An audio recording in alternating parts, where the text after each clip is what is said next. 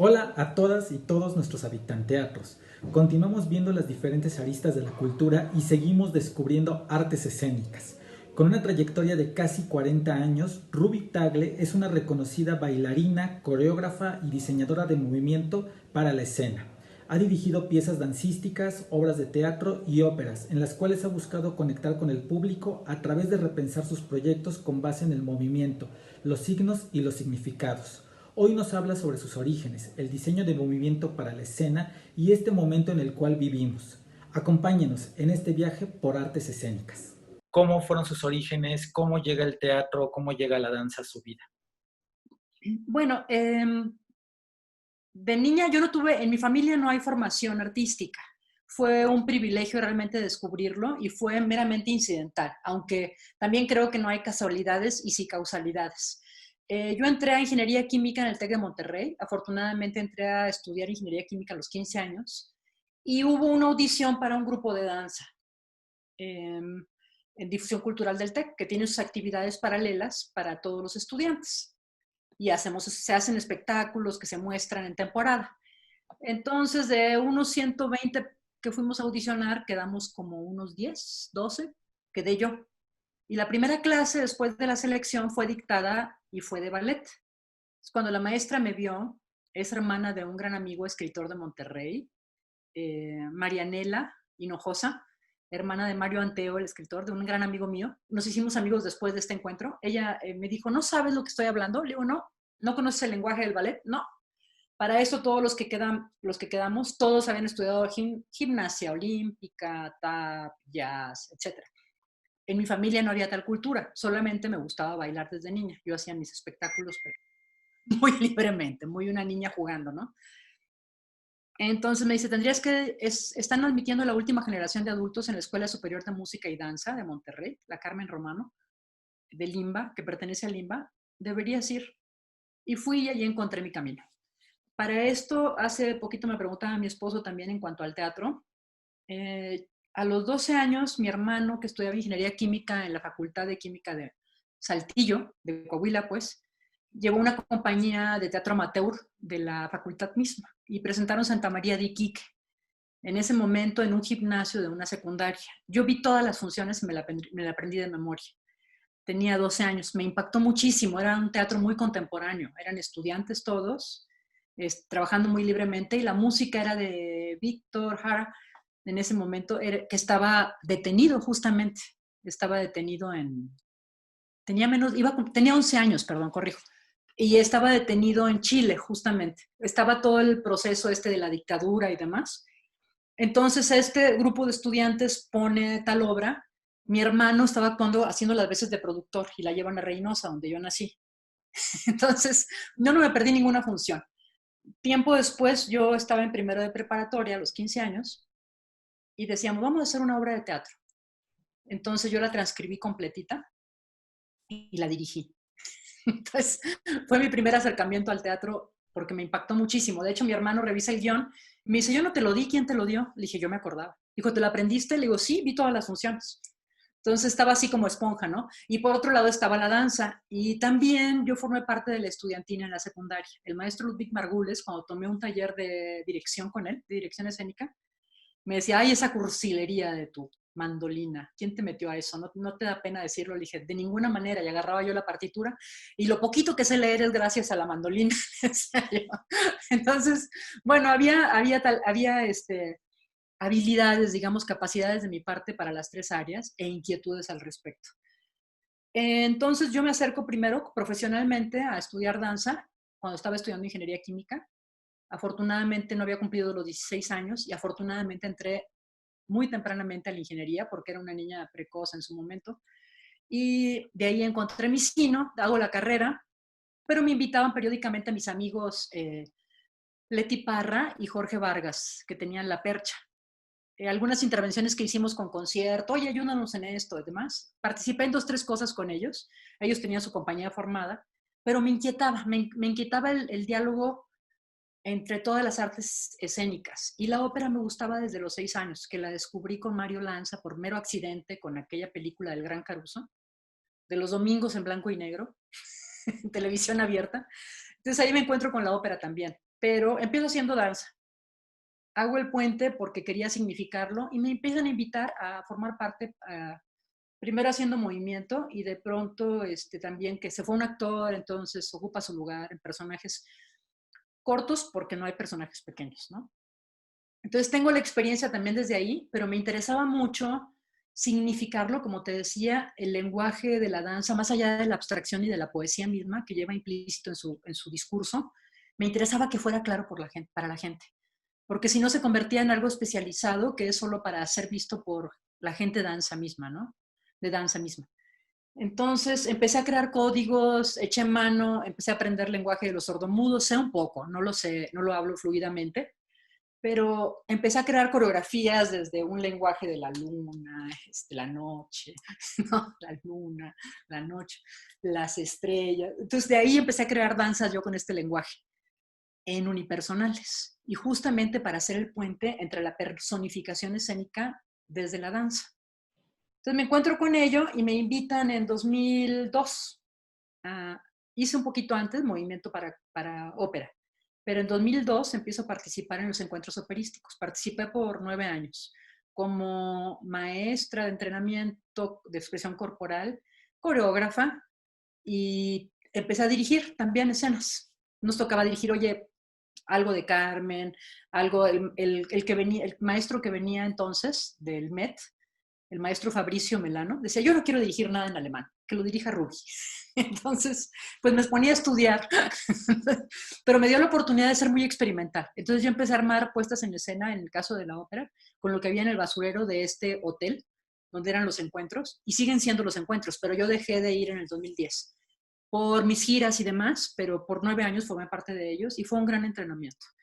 Entonces creo, y siempre me han preguntado, creo que lo ideal sería formar a una persona como son las ingenierías, que las materias básicas, los primeros 2 años es la misma área, y luego se van los acentos a las habilidades o predilecciones de cada uno de los intérpretes o estudiantes, ¿no? Que no, yo pues mi acento es en música, mi acento es en canto, mi acento es en ballet, mi acento es en contemporáneo, mi acento es en teatro, mi acento es en dramaturgia. Pero pienso que lo ideal para mí sería una facultad, una universidad donde las materias troncales son los primeros 2 años y a partir del tercer año nos vamos cada quien en sus áreas para tener la experiencia escénica por igual. Me parece que todos echan mano uno de otro y como te decía, a mí lo de la estudiantina me sirvió mucho para entender la ópera.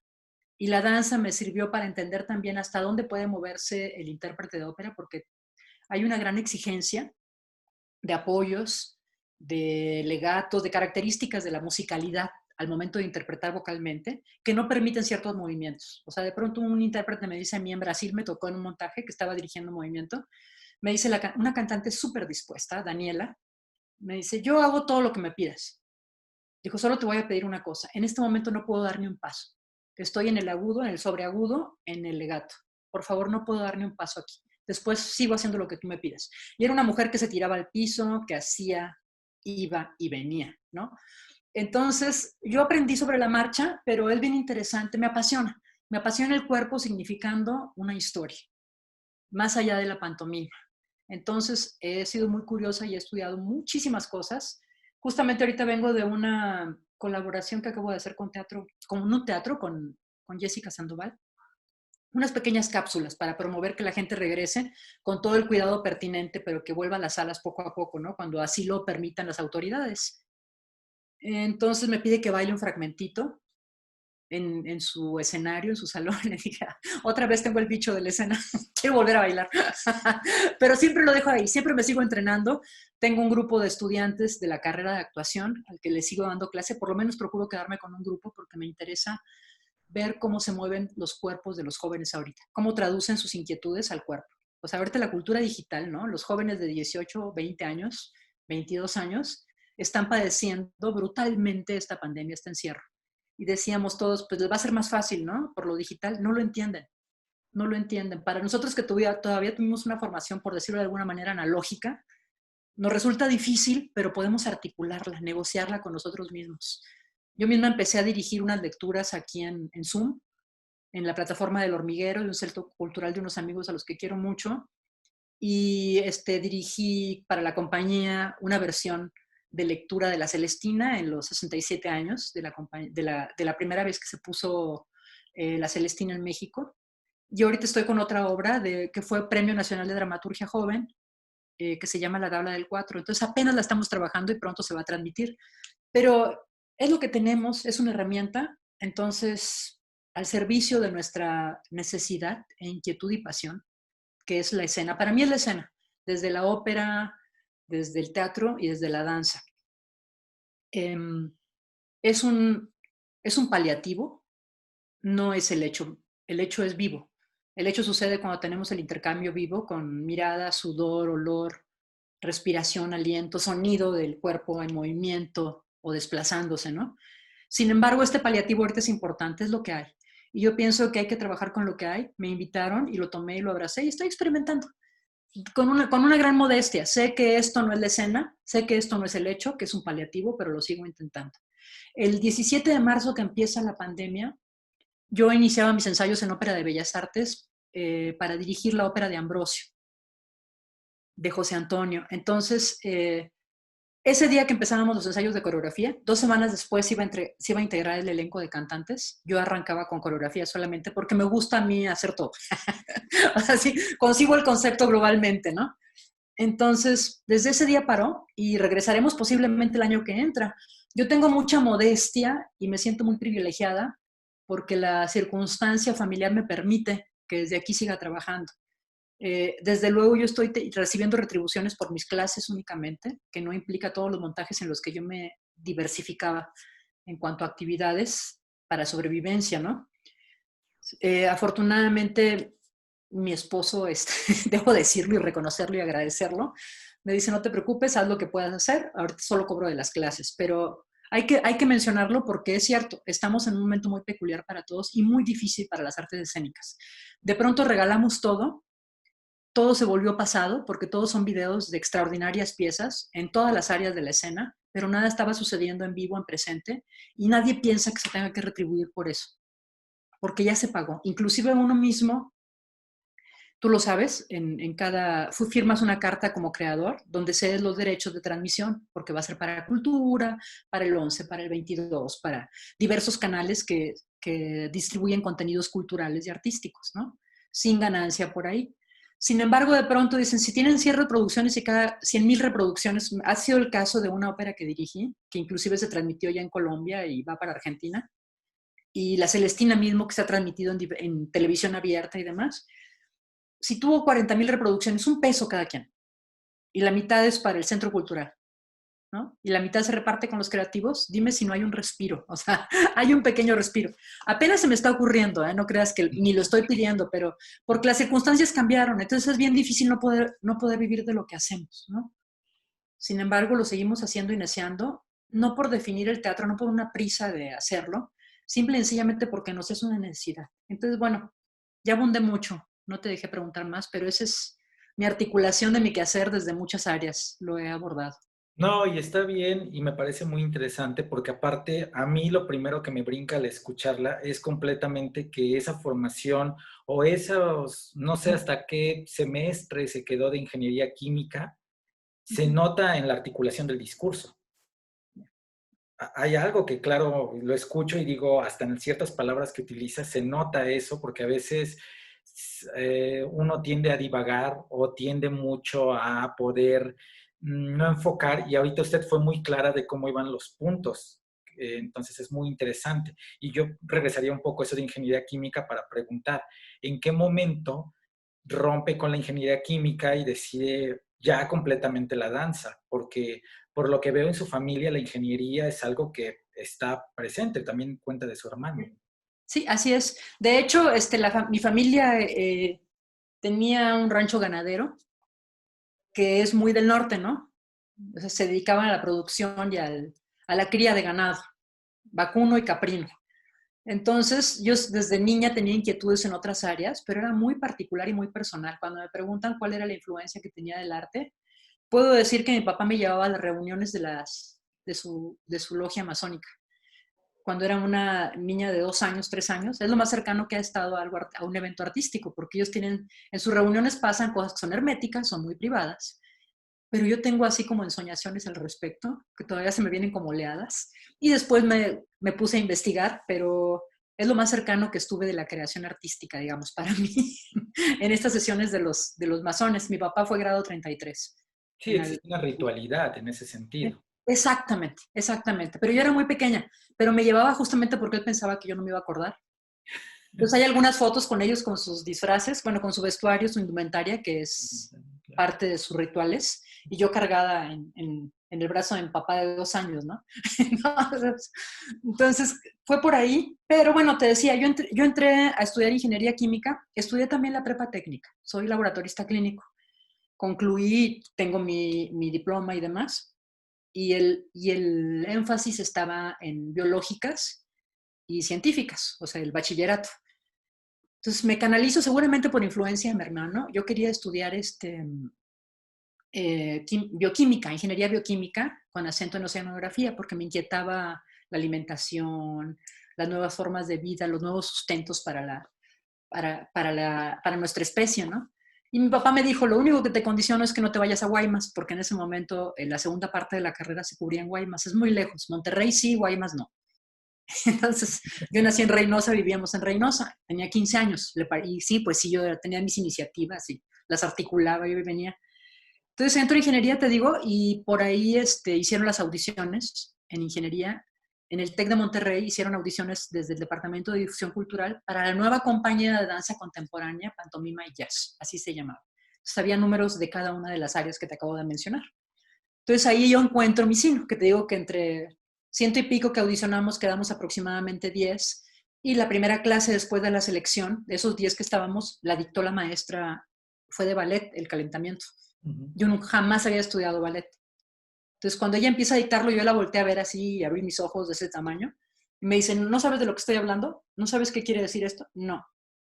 Dijo, bueno, al final habla conmigo.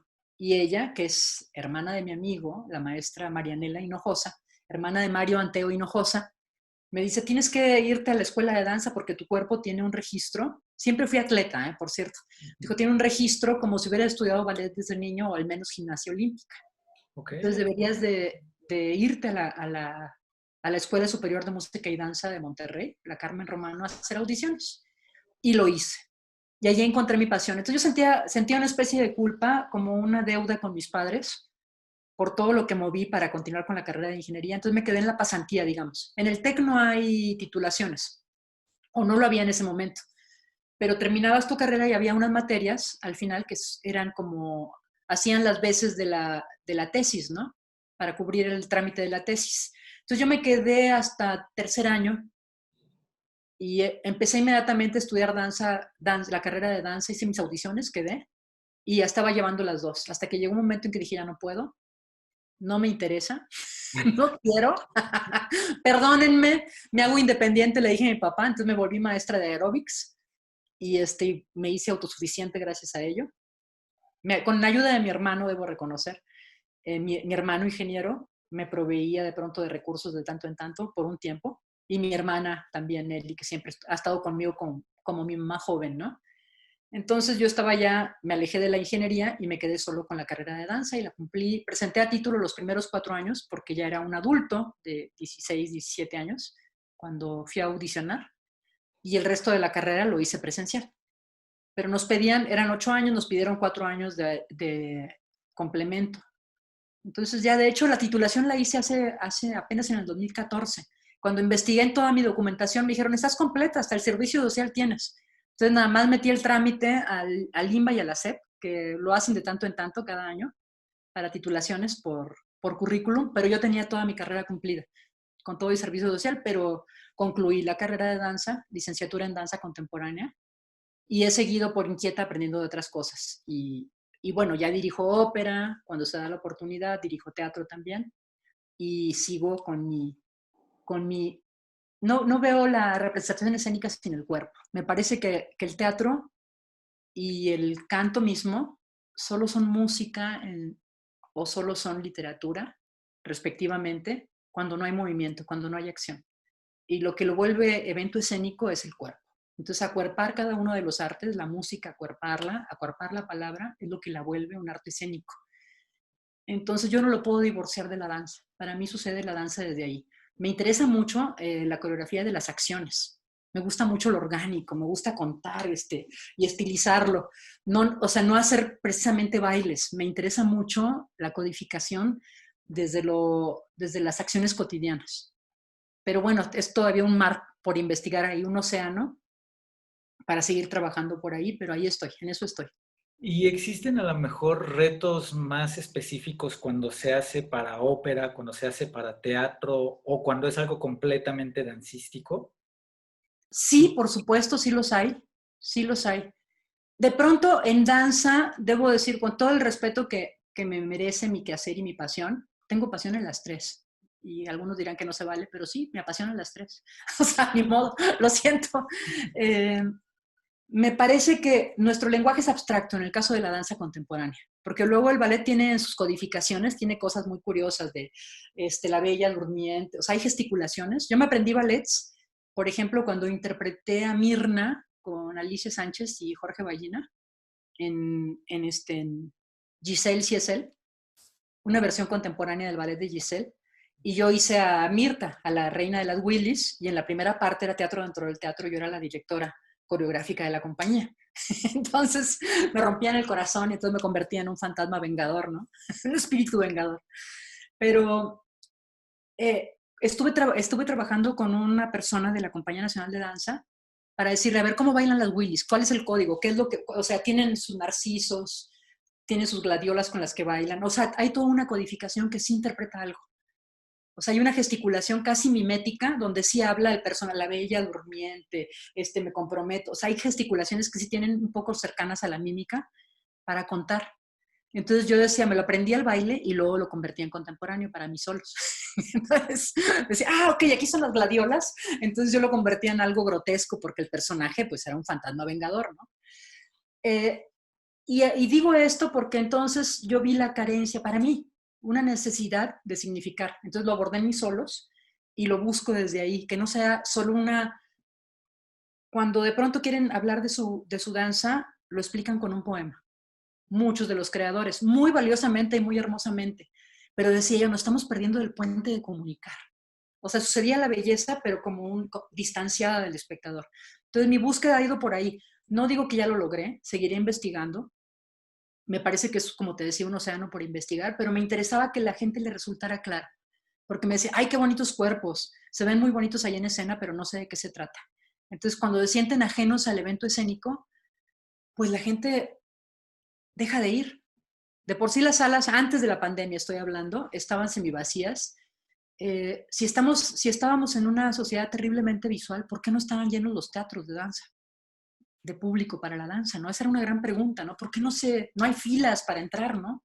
¿Por qué? Porque se sentían ajenas. Para mí, esa es mi interpretación. Tendrán muchas visiones y puntos de vista muchísimos creadores, pero ese es mi punto de vista. Entonces yo pienso que es porque se sienten ajenos al discurso, porque explicábamos con poesía la poesía en movimiento. Entonces mi búsqueda ha sido la significación del gesto, de las acciones cotidianas convertidas a danza, ¿no? Entonces, y evidentemente caigo en lo abstracto, por supuesto, pero trato de mandar un mensaje, un ganchito, donde la gente se pueda así como espectador y decir, ok, los solos del tarot, entonces la carta, pues está moviéndose así porque es la papisa, ¿no? Y es el misterio. Entonces es una mujer que está fuera del piso. Por ejemplo, pequeños signos, ¿no? Y son la historia de mis mujeres, en el caso de este solo. Bueno, el otro solo hice revisitación de todos mis personajes fantásticos en analogía con amigos míos entrañables que han muerto. Entonces les hice una especie de homenaje ahí, pero ¿cómo hago el puente para que no sea un misterio personal buscando lo universal? En el caso del tarot fue las imágenes del tarot, ¿no? O sea, los arquetipos del tarot de Jung. En el caso de hadas, duendes, brujas y otras criaturas disfrazadas en la ciudad, que son emblemáticos, he hecho otros solos, pero esos dos para mí son mi punto de partida para mi creación solística. Es los personajes fantásticos, está el zapatero que remienda, están los duendes y las hadas, los que menciono, pero en analogía con personajes de la ciudad, un zapatero, una novia olvidada en una iglesia, o sea, la novia que plantan en la iglesia, entonces es una hada vengativa, ¿no? Entonces, cada uno, entonces busqué las analogías y sí, En lo personal, hablaban de Magali, de Adrián, de una serie de amigos que han muerto, de Víctor, que dejaron una huella, una impronta en mi vida creativa muy importante y emocional también. Entonces pienso eso, que hay que crear en el signo desde lo cotidiano para hacer pequeños puentes en un lenguaje tan abstracto como es la danza. Igual lo es la música, pero la música apela a otras áreas del cerebro. Entonces, por lo tanto, no te demanda un entendimiento, a excepción del lenguaje de la ópera, ¿no? Que si está en otro idioma, pues quieres que te traduzcan. Pero si es la música, sientes o no sientes, te toma o no te toma. En el caso de la danza, de pronto la gente tiene un sobreesfuerzo para entender. Entonces se mueven padrísimo. Yo de pronto lo que veía con algunas compañías extranjeras y nacionales, dije, están jugando la vida en este momento. O sea, estaban haciendo algo acrobático brutal. Y sin embargo, si me volteo y respiro ya se me olvidó. O de pronto digo, ay, ¿dónde dejé el coche? ¿Dónde guardé las llaves? Entonces dije, ¿por qué pasa eso si me interesa y me apasiona, no? Entonces dije, claro, no me han enganchado, no me están, no porque tenga que ser narrativa la danza contemporánea, no tiene que ser narrativa, pero pienso que necesita pequeñas ventanas donde la gente pueda asomar y ser un voyerista que le resulta claro el lenguaje de lo que ve, ¿no? Por más abstracto que sea. Entonces esa ha sido mi búsqueda y entonces pienso que en ese sentido la dificultad es el teatro tiene un elemento por el que navega que es muy concreto, que es la palabra. Y la palabra es propiedad de todos, ¿no? Entonces hay una ayuda. Me enfrento, por ejemplo, a una Celestina con un español antiguo, que mucha gente piensa que es verso, pero no es verso, es español antiguo. O me enfrento a una duquesa de Malfi, donde hace una extraordinaria adaptación Daniel Martínez, donde el lenguaje viene del jacobeo, ¿no? De las obras jacobinas del siglo XVII. Entonces, como a mí me interesa que sean contemporáneos. Cuando dirigí Trovador, por ejemplo, hay de pronto varias personas que me han dicho, es que no me gusta que lo hubieras ubicado en México. Me lo llevé, dije, ¿dónde había? El trovador sucede en el siglo XV, en el medievo, o sea, en el oscurantismo, donde está razón contra fe, confrontados, ¿no? Está la superchería, lo sobrenatural. Dije, ¿en México dónde pasaba eso? Dije, claro, en la Guerra Cristera. Era contundente y lo hago para el Teatro del Bicentenario y la Guerra Cristera y el Bajío, ahí sucedió, ¿no? Entonces yo quería acercarlo a la gente porque, ¿qué quería? Me interesaba más que la gente se sintiera cerca que estar cuidándome del estilo. El Olán no estaba cosido así en el siglo XV, porque luego de pronto, yo estaba en montajes de toda índole, lo respeto profundamente, pero no me gusta que se conviertan en un ejercicio de estilo. Que digan, ay, qué perfecto estuvo el vestuario, se dijo muy bien la palabra, se cantó muy bien tal, el vestuario era espléndido, el zapato que se usaba, qué maravilla, y toda la gestual del cuerpo estaba ubicada en el barroco, si la ópera es barroca, o si la ópera está ubicada en el medievo, o en el clásico, o en el neoclásico. No me interesa el ejercicio, me interesaba que los tome, porque pienso que lo que se cuenta en escena habla de las historias que nos pasan, porque la condición humana es la misma. Entonces me importa contarlo desde ahí. Entonces yo me traje en ese trovador, tuve la oportunidad de volverlo, acercarlo a nosotros. Y la gente estaba conmovida. Entonces de pronto me criticaron, oye, ¿por qué tan abstracto el espacio? Dije, porque quería que el espacio fuera todo. Que fuera, y que cupiera ahí, que cupiera, que dijera la gente, cabe en mi imaginación, en este contexto, cabe el cantor, ¿no? Para mí era un charro. Era un líder de los cristeros, Manrico, ¿no? Y el otro era el líder de los militares, ¿no? Entonces, cada confrontación, la fe contra la razón, lo que defendía cada uno me era muy importante y la gente respondió a ello. Entonces, bueno, dice, no, pues el vestuario era muy sin chiste, me decían alguien, y no es cierto. O sea, yo pedí algo y quiero que sea un vestuario que yo me pueda poner ahorita y nada más que tenga unas pequeñas pinceladas de la época. Y en este caso de la época que yo estaba planteando, que era la Guerra Cristera, ¿no? Era principio del siglo pasado, o sea, en las primeras décadas del siglo pasado. Entonces, siempre para mí todo está al servicio de que la gente le resulte inmediato lo que está viendo y escuchando. Es decir, la Celestina, la gente que se entromete en las vidas de los otros por tener un beneficio propio, sigue habiendo la envidia, la lucha de clases, el rencor de clases, todo está aquí y sigue estando. El sexismo, ¿no? Donde en el medievo las mujeres no valían nada, se les podía, o sea, si el esposo quería la podía matar a golpes si se enojaba con ella y no había ningún delito que perseguir, ni siquiera se concebía como una falta. Es que no me hizo caso y yo vi que le sonrió al carnicero y y acabé con ella, pues se me pasó la mano, ¿no? Entonces, de pronto pasaba esto y la Celestina es vigente. La gente fue tomada, más allá de que nos la encargaran en la secundaria como lectura obligatoria en la educación tradicional, no así en la privada, creo. Me parece que es una de las obras fundamentales, fundacionales del teatro en español. Entonces, desde ahí, saber que es vigente y que se cuente desde ahorita. De pronto dije, es un exhorto para que los jóvenes no mueran de amor. Y alguien me dice, no, pero es que la gente se suicidaba antes, ahorita no, en el romanticismo. Dije, no, también he entendido que no mueran de amor porque también matan por celos. O sea, me refiero justo a eso, al nivel de violencia que hemos llegado. Eh, Trata de ello en la Celestina. Entonces me interesaba ese discurso. Los invito para que reflexionen. Nadie posee el alma del otro. Nadie puede entrometerse en el amor o en la relación de dos personas, ¿no? Por eso la Celestina es vigente. Creo que me seducen más y digamos que me seducen tanto que las puedo trabajar con bastante organicidad, las tragedias. Y las tragedias que pertenecen a otra época, empiezo a descubrir esa capacidad en mí. O sea, no digo, no me atrevo a decir que es talento porque digo capacidad porque lo trabajo cada día para dilucidarlo, para desmenuzarlo y para encontrarlo. O sea, lo busco con gran trabajo. Pero para traducirlas al presente. Esa es, digamos, que es mi inquietud ahorita y eso es lo que estoy haciendo. Venía Ambrosio el 17 de marzo que entramos en el semáforo rojo y que se detuvieron todas las actividades en México. Yo empezaba mis ensayos de coreografía de Ambrosio, como te decía, y ese día se paró todo.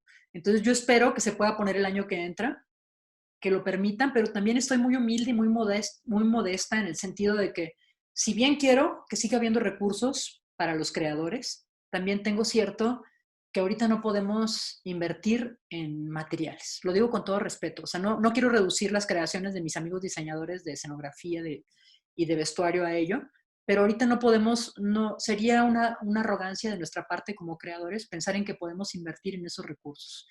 Se tienen que ir a lo humano y a lo creativo. Sí lo creo. Entonces, yo tengo esperanza en que podamos hacerlo de esa manera y que podamos seguir viviendo de lo que hacemos con ciertas adaptaciones a los tiempos que vivimos. Entonces ahí quisiera poner el acento y lo subrayado. Ahí quisiera que volteáramos nuestros ojos porque todo lo que gozamos ahorita es en pasado. O sea, todos los videos, empieza a ver los intentos como las cosas que yo he estado dirigiendo, muy respetables y muy hermosos muchos, pero el hecho no lo es. Es un paliativo. El hecho próximamente, y regresaremos en la pandemia de la gripe española, Stravinsky iba a estrenar Historia de un soldado y acabó estrenándola hasta 1924 y se detuvo por la pandemia. En 1920 creo que se estrenaron 4 o 5 producciones de ópera, justamente porque estaban durante la pandemia. Creo que ahora los recursos serán más cortos los tiempos, porque vivimos otros tiempos en cuanto a la ciencia médica, ¿no? Yo espero que sean más cortos, pero tenemos que escuchar también. O sea, creo que es una posibilidad de este encierro, es una oportunidad. Sin romanticismo epitelial, digamos superficial para mí, pienso que sí nos invita a una profunda reflexión de nuestro hacer. Entonces yo sí quiero insistir y defender que nos aboquemos al trabajo creativo desde lo humano, los recursos que están en la mente y en el corazón y en el alma de cada uno de los que intervienen para el proceso escénico, ¿no? De una apuesta. Eso. Y que justamente es muy interesante porque escuchándola me parece cómo habla de los recursos, de la necesidad de estar frente a frente con alguien y también cómo habla del público, que eso me parece muy fundamental en la idea de decir qué le presento al público para que él no se sienta ajeno y este público también pueda ser parte, porque a veces, y esto lo menciona muy interesante, el creador a veces, creo, en algunos casos, tiende a pensar sobre todo mucho en él, que olvida al público. Y en esa medida, entonces, el público se siente ajeno y entonces rechaza lo que está viendo porque no puede entrar a comprender lo que está pasando en la escena. Y más ahora, ¿no? Que tenemos a la mano las plataformas que nos ofrecen en streaming grandes películas y grandes producciones. Entonces, pues si aquí lo entiendo y si no lo entiendo lo vuelvo a ver, pues ¿qué voy a hacer a las salas? ¿No? Un poco, es un fenómeno mucho más amplio, pero hay una parte que sí es responsabilidad nuestra y es la que yo quiero desarrollar, desmenuzar y poder traducir para acercar a la gente a nosotros, ¿no? Porque yo me lo pregunté un día, dije, bueno, Si somos tan importantes y tan vitales para la humanidad, ¿por qué la gente no va a las salas, no? ¿Y por qué estando en una época, en el siglo XXI, en una sociedad brutalmente visual, ¿por qué no están llenas las salas donde se presenta danza, no? ¿Por qué? O sea, danza contemporánea, por ejemplo. Entonces dije, si lo que yo quiero hacer es un ejercicio intelectual de mi quehacer, muy arriesgado desde mi crecimiento artístico y solitario, pues no necesito un teatro, lo hago en un salón y invito a unos cuantos amigos, ¿no? Y platicamos de lo que vieron y qué andaba buscando y qué estaba haciendo. Pero si el evento se da porque está el otro, porque está el testimonio del otro, si no, no sucede. Ese es el asunto de las artes escénicas. Entonces tengo que pensar en ser claro en mi discurso. Y no digo con esto que no tengan capacidad de entendimiento y de inteligencia, pero voy por aquí, lo tengo que guiar en el sentido de darle signos claros de lo que voy a jugar y a contar, ¿no? Y no siendo una narrativa lineal ni aristotélica, ¿no? Ahí cabe todo. La gente está dispuesta, o sea, tuvimos en las lecturas, hicimos 3 partes de la lectura de La Duquesa de Malfi con El Hormiguero, y en la tercera parte hubo un intercambio de preguntas y respuestas, el tercer acto para nosotros, ¿no? Y aparece una señora de Arizona que estaba muy conmovida. No, me encantó y extraño México, etcétera. Entonces ya intervino varias personas más, hicieron preguntas y les gustó lo que hicimos. Y de pronto regresa ella y dice, bueno, yo tengo un teatro comunitario con mujeres inmigrantes, indocumentadas, de Centroamérica y Latinoamérica y México. Y les puse de tarea ver La Duquesa de Malfi, seguirla. Entonces pidieron teléfonos, tablets prestadas, celulares prestados. El caso es que la siguieron y algunas le comentaron que estaban muy conmovidas al terminar la tercera porque habían sentido que se hablaba de ellas. Entonces, imagínate qué maravilla. Yo nunca me lo esperé. Yo dudé al principio, como todos, del intento. Dije, ay, ¿para qué hacemos? Dije, no, vamos a hacerlo. Yo quiero hablar pienso que la duquesa de Malfi es una mujer que viene del futuro y trascendió todos los movimientos de reivindicación feminista y el machismo mismo, y ya no tiene que hablar de eso, pero viene y nos regala con su generosidad, se pone por encima de los humanos y con su cuerpo maltratado, asesinado, nos cuenta desde ahí que es posible tener la reflexión de la liberación acá y de que aprender juntos e ir a otro lugar. Para mí, yo lo abracé desde ahí. Otros dirán otras cosas, los intelectuales dirán cosas más profundas, bellas y complejas de lo que ahora te digo, pero lo abracé desde ahí el proyecto y dije, va, venga, vamos a hacer las lecturas. Daniel Martínez lo levantó, es su pasión, esta obra, es el productor asociado. Y de pronto dicen estas mujeres que se sentían representadas en la historia. Por fin una obra habla de lo que nos pasa. Yo dije, ¿de verdad? Una obra jacobina del siglo XVII, ubicada en el siglo XVI, la representa. Dije, ese es el fenómeno de la escena. Y sucedió en esta cuadrícula biplana, ¿no? Donde no hay tridimensión. Dije, qué maravilla, nos pusimos a llorar todos porque estábamos conmovidos. Para mí, dije, claro, el evento dramático sucede, el arte sucede. Sí, no es el hecho. Sin embargo, hubo conmoción y era el intercambio, era lo que queríamos. Y estas señoras, de pronto, entendieron la duquesa de Malfi y pensaron que la representaba. Date cuenta, o sea, para mí fue así, me dejó sin aliento, con una gran esperanza de que hay posibilidades siempre cuando trabajamos con lo que hay. Esto es lo que hay, la computadora, la plataforma, venga. La gente está dispuesta porque necesita escuchar. ¿Y qué hacemos? Es un poco, no es didáctico, pero de alguna manera exponemos las emociones y ayudamos a que cada quien tenga una reflexión hacia su propio universo emocional y las coloque de otra manera, tanto el teatro como la danza y la ópera. Esa es nuestra oportunidad. Para mí no es didáctico, pero sí abre una ventana a un entendimiento interior de sus manifestaciones humanas, ¿no? Y esa idea de la reflexión es muy, muy potente, porque justamente el ser humano, desde que podemos decir sus orígenes, está reflexionando sobre su entorno, sobre qué hago aquí, sobre esas preguntas que siguen hermanándonos desde ese origen hasta este momento, de qué es lo que estamos haciendo, qué es lo que está pasando, hacia dónde vamos.